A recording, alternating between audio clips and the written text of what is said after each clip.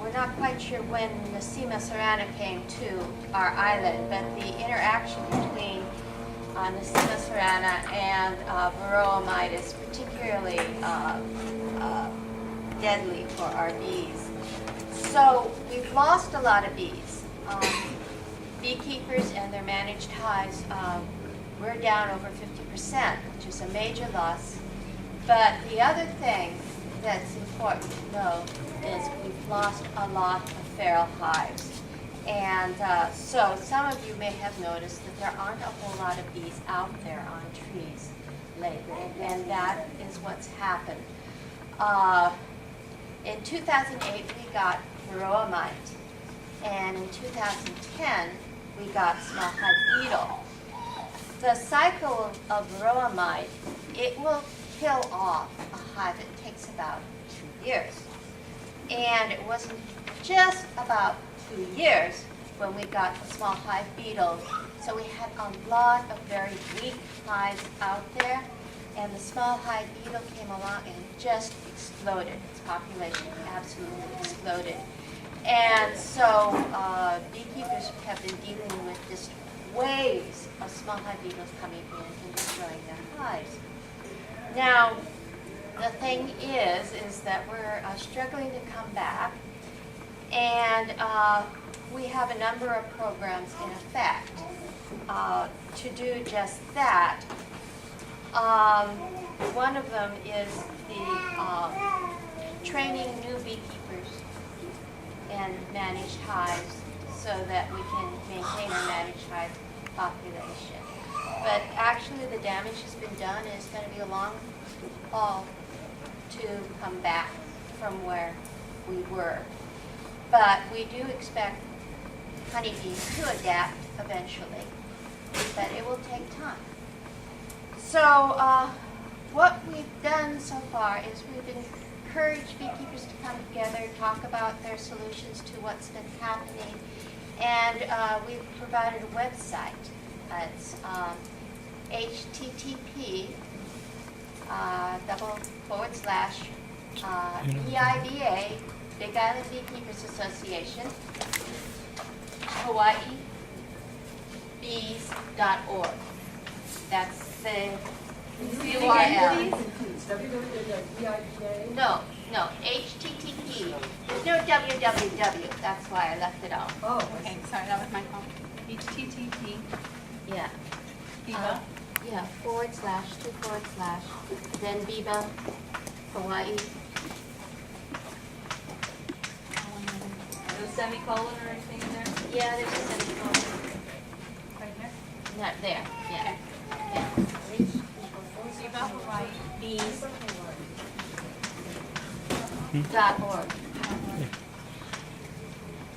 Okay. Sorry. So, all lowercase.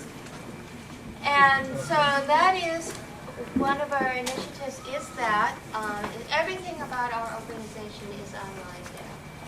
You click on the About Biba, you can find about membership, you can find about meetings, you can find out about the officers, how to contact them, and we also have an area where you can blog. This is how Jenny has established her apiary. Yeah, I'm a natural beekeeper, which means I catch swarms and I try to follow the natural honeybee life cycle, and work that in a beekeeping way as versus trying to manipulate your hive or do mechanized things and so forth.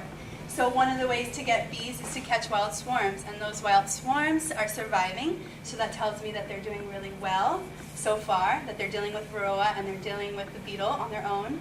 And I don't use treatments or things like that. So I have experienced great losses the last few years. I lost almost all my bees in Puna, and I'm down to about 10% where I live in Hamakua. And I'm okay with it right now because I really feel that the bees are going to come back, and the strongest will survive, and it will eventually, as they did a long, long time ago on the islands, spread through the islands.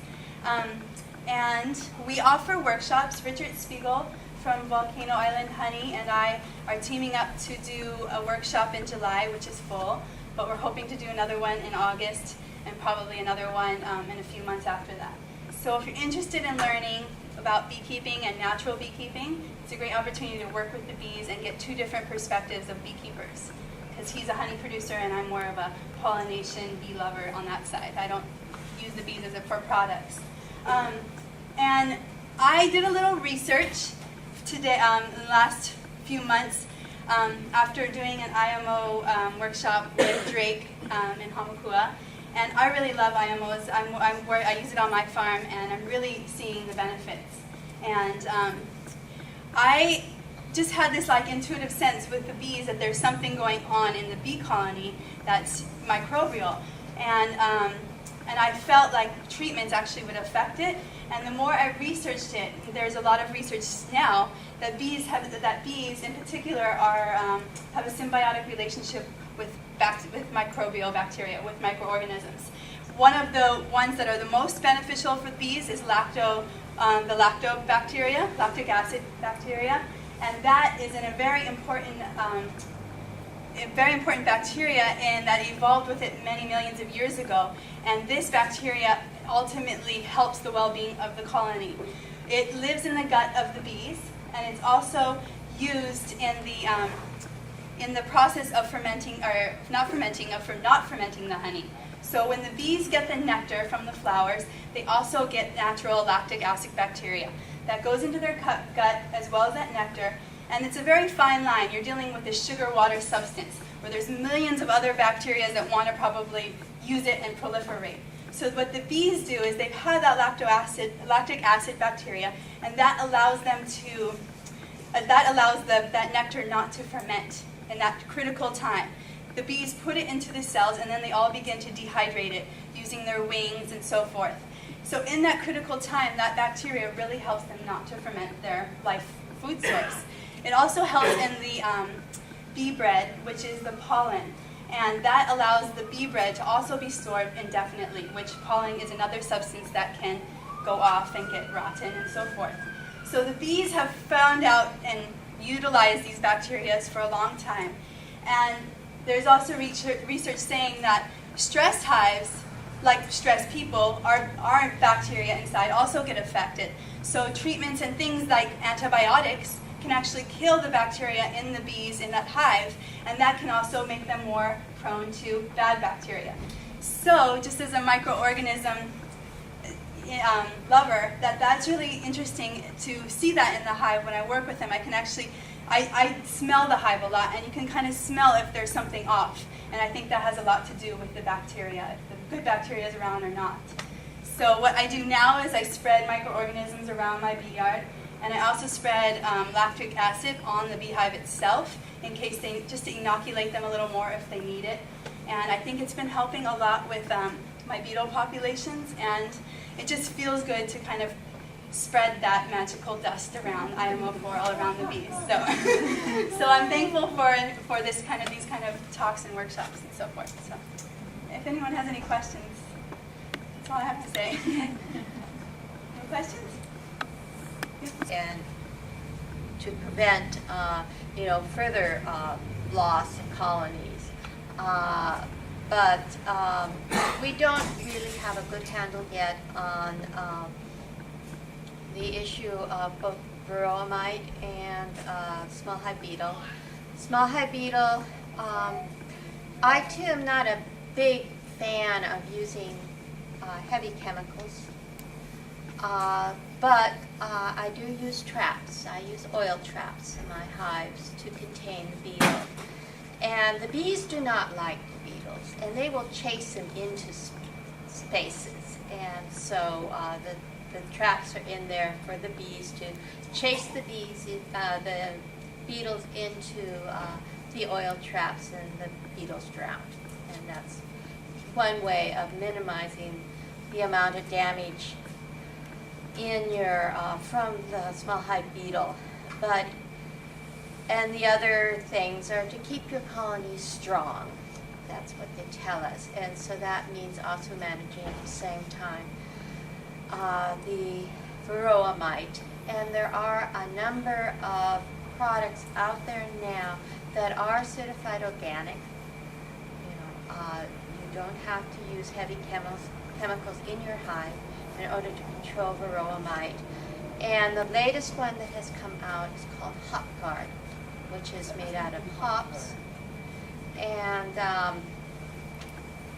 that, because it was approved on a, what do you call it, Section 18 exemption from the EPA, you've got to fill out a permit and specify how many hives you're going to treat, and then you get 3 treatments per hive. And so you got to go fill out the permit form, hand it into the state before you go, and you get your Hop Guard. And Hop Guard isn't on island yet, but it's expected to be on island through Crop Protective Services. Reggie Hasagawa is going to be selling it. So there's things like that and other things people can do. The thing with when these pests came on island, there was an immediate huge population of the pests, and they went around the island, infected all the hives, killed a lot of hives. And of course, this huge population buildup was unsustainable. So now what we're seeing is things going down to more of steady state instead of huge spikes.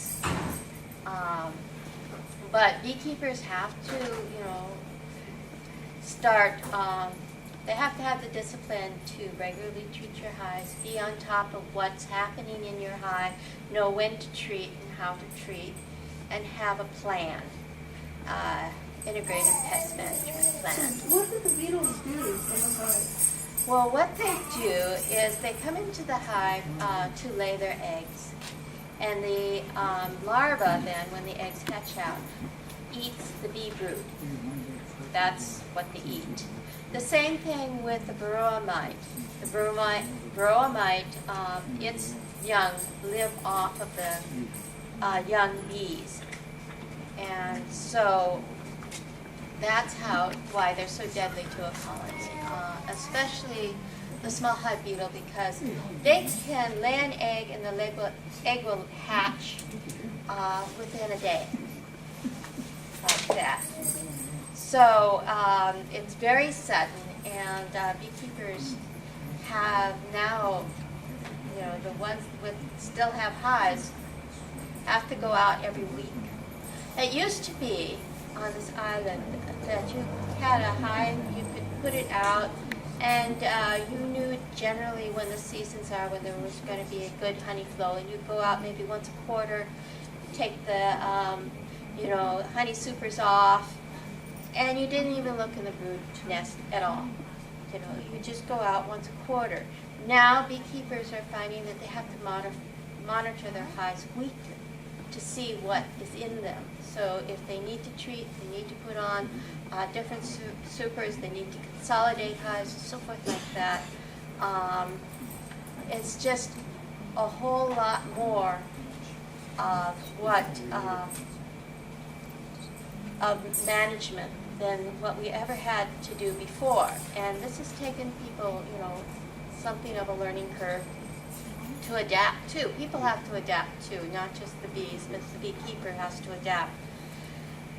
And so that's where we are with having to monitor our hives much more frequently than we ever did before, and also buy all new equipment. And Jenny is known, you sell the top bar hives. Yeah, well, we promote different hive designs, such as the top bar hive, which is, we have cards, and you can check it out on the website of why we use these hives now. And I guess I am kind of a lazy beekeeper, and I really want the bees to figure it out. So I'm kind of on the far side end of not doing too much right now. And I'm hoping that from our large feral populations, that within 5 to 10 years, that they really will fulfill the niche of having more bees. The story of Hawaii is that they brought bees from the mainland in the 1800s by ship.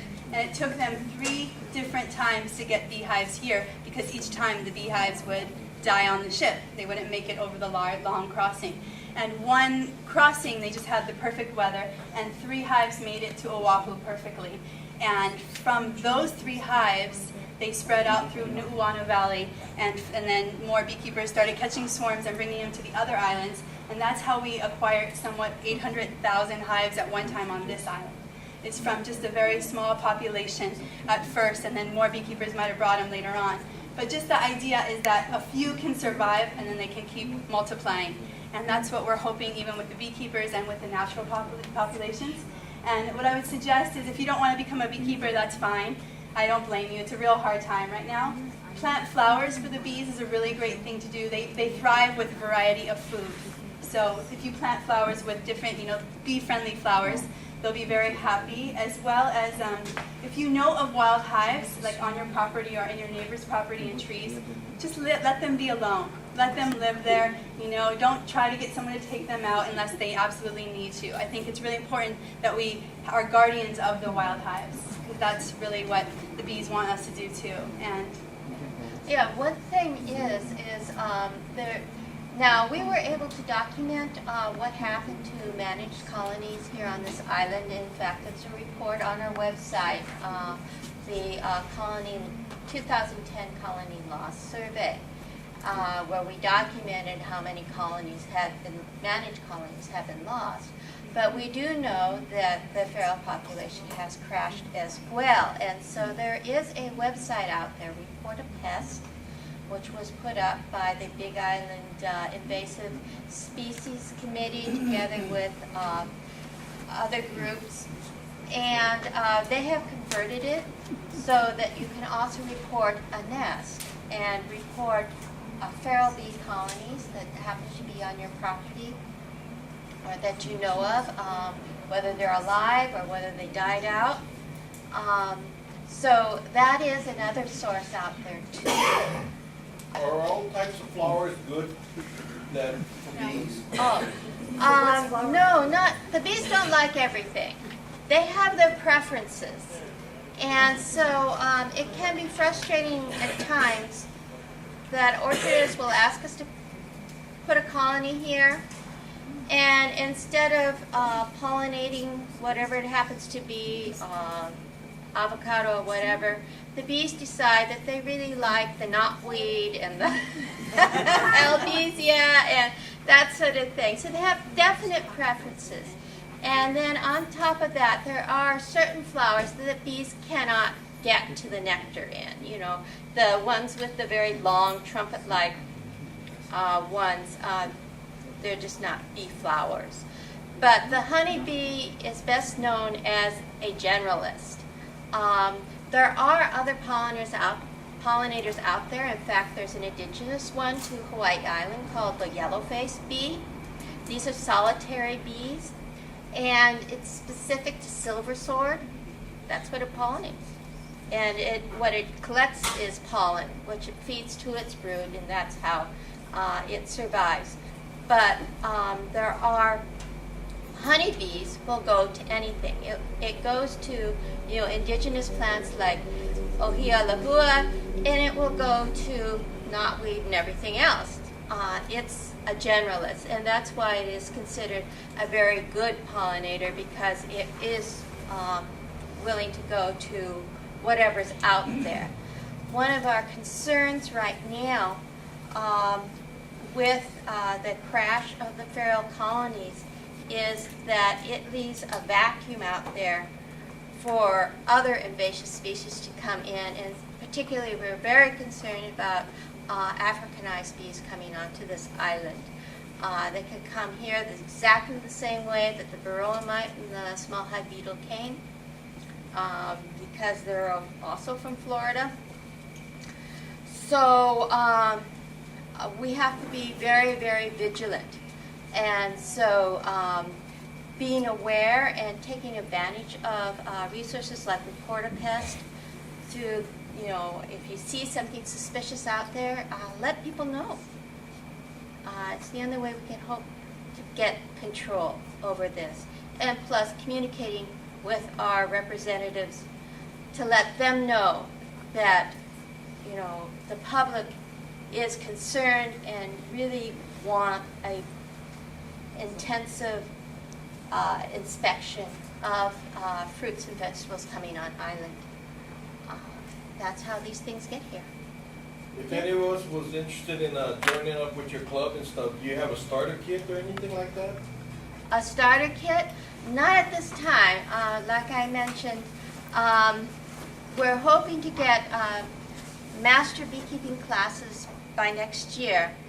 And so right now, the way people have done it in the past is they go to a bee supply, online bee supplier, and purchase their beginner's kit. I warn you, they'll come with a small manual, but the manual won't apply to how bees are kept on the Big Island. So it's one of our concerns that somebody starting out with beekeeping is how we got varroa on Oahu, is they ordered a package of bees and it actually arrived. It's against the law to send bees to Hawaii, but how else could a varroa have made it to our island? And it reflects the lack of inspection policies of our state and why it's so important that people remind our representatives that this is important to us and we have to keep on top of what's coming into our island. Is this a global problem? Yes, it is. It all started back at the turn of the last century when Tsar Nicholas whatever sent Ukrainians to the Russian Far East, and they brought their beehives with them. And that is when the western honeybee met the eastern honeybee. And the varroa mite is a pest of the eastern honeybee, but the eastern honeybee has adapted to it, but the western honeybee hasn't yet. So the varroa mite has since, over the last century into the current century, traveled westward across Europe and finally to the United States. It came in 1980s and has been now for over 20 years on the mainland before it arrived in Hawaii. So yeah, it's a worldwide problem, and the different issues. Yes. Import Eastern bees. No, you may not. You may not Well, import just- any bees to Not the at the state of moment. Hawaii. They only allow importing semen of male bees, drones, at the moment. But they have a resistance. Or yeah, so do the Africanized bees too. They have resistance to Yeah. more of the But there's a mites. reason for that, though. These bees, like the eastern honeybee and the Africanized honeybee, are the African honeybee. They're much smaller. They keep much smaller hive nests, so and they don't build up as much honey as the western honeybee. The western honeybee was specially bred to create a big surplus of honey and to have a very large hive nest. The Africanized bee, killer bees, are deadly because they combine traits of both the African bee and the western honeybee. And in that, unlike the Africanized bee, which has a small nest and it lives in a small cluster, the Africanized honeybees live in a big nest like the western honeybee. And so while the African bee is very aggressive, being in a small cluster, it's not so deadly. But being in a big cluster, like the western honeybee, is very deadly. In fact, how they discovered that the Africanized honeybee had made it to North Carolina, some poor guy was out on his tractor bulldozing and disturbed one of their nests. They can feel vibrations from over 100 yards away. And so he didn't have a chance. And that could happen here if we don't, remind our legislators that it's very, very important that we take agricultural inspection and the protection of our environment seriously. Just on that quick note about if this is a worldwide decline and so forth, in Hawaii in the 1950s experienced American foul brood, which was devastating, and it really wiped out a lot of beehives during that time. At that time, Molokai was producing large quantities of honey and exporting it to the mainland. It was one of the largest honey producers in the United States at the time. So it wiped out that whole industry. And from now the wild bees here are resistant to American foul brood. They've built up and they've built their immune systems. And American foul brood it's very linked to poor microbial action in the hive. So it's another reason that we need to be really aware of what's going on with microorganisms in the hive, how we're stressing them, and so forth. So that's just an example of how Hawaii has bounced back after something like that. And it might have taken a while, but it still happened. And we don't worry about American foul brood anymore. None of us talk about that. That's true. So that is the hopeful note, is that while the damage has been done, we do expect to recover. It will take time. And so in the meantime, serious orchardists will probably want to manage their own colonies. Yes? Yeah, excuse me, I was late, but one thing that does